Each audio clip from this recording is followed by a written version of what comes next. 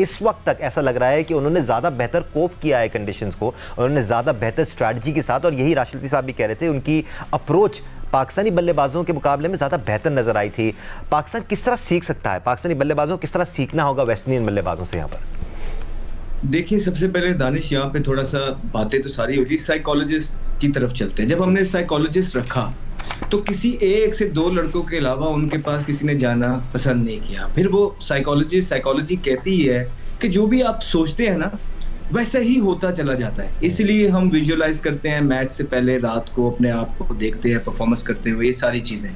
फिर उसके बाद जब आपकी टीम के सीनियर प्लेयर्स इस तरह की बातें करने लग जाएं, या यंगस्टर्स से भी इस तरह की बातें करने लग जाएं कि ग्रेवयार्ड है, कब्रिस्तान है, या क्या होगा, तो वो पूरे का पूरी टीम का माहौल बैठ जाता है। और वही रिजल्ट्स आपको जो है ना हमारी बैटिंग में देखने को पड़ रहे हैं। जाके दूसरी टीम वेस्ट इंडीज की, जो मुझे लगता है कि इस टाइम रैंकिंग के हिसाब से पाकिस्तान से भी नीचे है, लेकिन वो क्या कर रहे हैं, वो अप्लाई कर रहे हैं, वो एक्सक्यूजेस नहीं दे रहे। कोई ऐसा नहीं है कि बड़ी आउटस्टैंडिंग क्रिकेट उन्होंने भी खेली है, नहीं, पाकिस्तान गंदी क्रिकेट खेल के उनको इस सिचुएशन में लेके आया। पहली इनिंग के शॉट्स आप देखिए, पहली इनिंग में जब हमने जल्दी उनके आउट कर लिए, उसके बाद 164 तक उनका पहुंचना देखिए।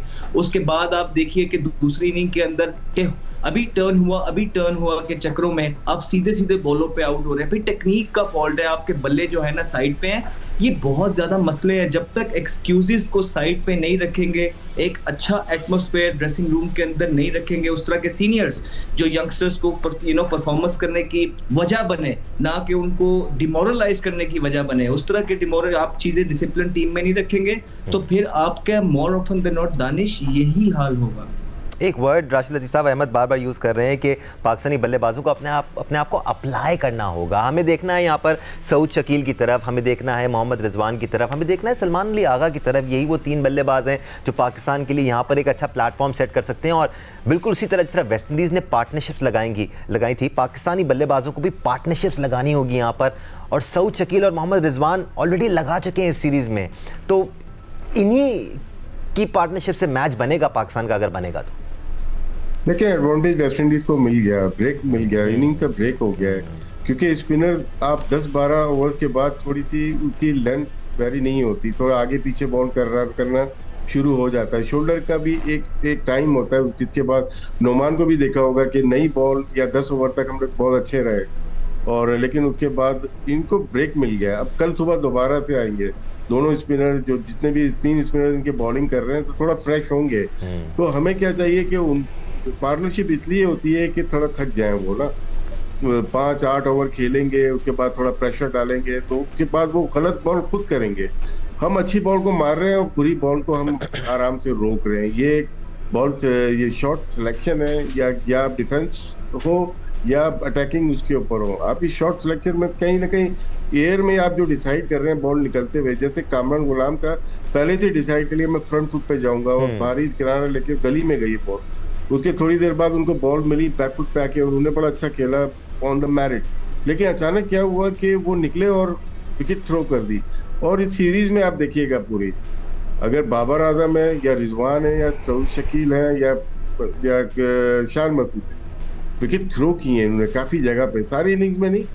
तो किस वजह से किए कि प्रेशर, आपने जब आपकी तैयारी पूरी नहीं होती, आप प्रेशर लेके चल रहे हो साथ में, क्योंकि आप लंबी इनिंग खेलना चाह रहे हो और आपकी टेक्निक अलाउ नहीं कर रही, तो आप गलत स्ट्रोक खेल रहे हो। स्पेशली जो दो अच्छे बैट्समैन हैं, उन्होंने गलत शॉट मारी पहली इनिंग्स में या पहले मैचेस में, वो सऊद शकील थे और साथ में रिजवान। ये दोनों ही डिपेंडेबल हैं, इसलिए इस वक्त पाकिस्तान क्रिकेट में इस इनिंग्स में जो खेल रहे हैं।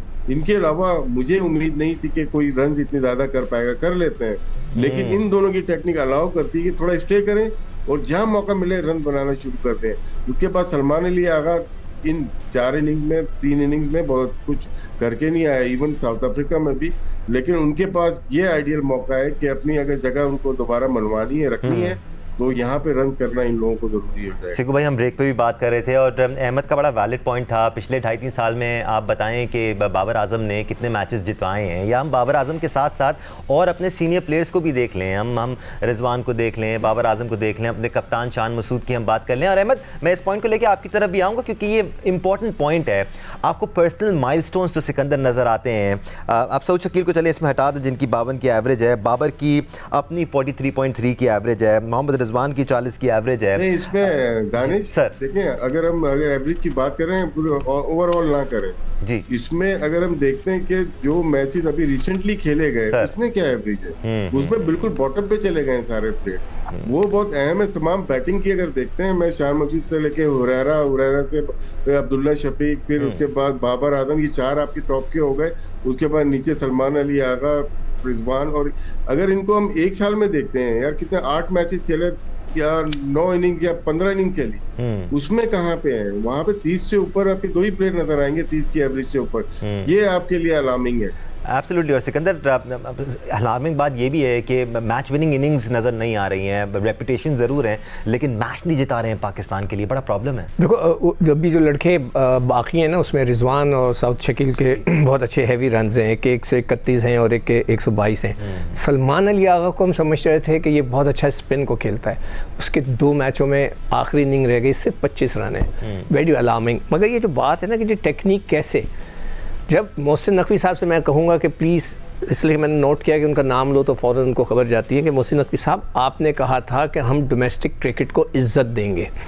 आपकी इस वक्त जो इज़्ज़त दे रहे हैं, हम डोमेस्टिक क्रिकेट चल रही है और आपके 14 लड़के, अभी हम देख रहे थे बांग्लादेश की लीग खेल रहे हैं जो अभी इस वक्त चल रही है, ड्राफ्ट में पिक हुए हैं। हाँ, ड्राफ्ट में, और खेल भी रहे हैं, उनके नाम आए हुए टीमों के अंदर, 14 लड़के। तो आप मुझे सिर्फ ये बता दीजिए कि हम अपनी डोमेस्टिक क्रिकेट को कैसे इज़्ज़त दे रहे हैं। अब वो लड़के वहाँ से खेल कर आएंगे, उसके बाद वो अगर सेलेक्ट हो गए तो चैंपियंस ट्रॉफी, अदरवाइज वो PSL में पैसे बनाएंगे। आपने तो इस हद तक गर्दान रहे हैं कि BPL की परफॉर्मेंस पर हम पाकिस्तान के चैंपियंस ट्रॉफी के स्क्वाड में नाम लेने की बात कर रहे हैं। जब तक आप अपनी डोमेस्टिक क्रिकेट को पक्का नहीं करेंगे, देखें इसमें एक और चीज़ भी होती है, एक तो वो लड़के नहीं खेल रहे अच्छे वाले, और फिर उससे आपकी जो क्रिकेट है वो कमज़ोर हो रही है ना, क्वालिटी ऑफ प्लेयर्स नहीं हो।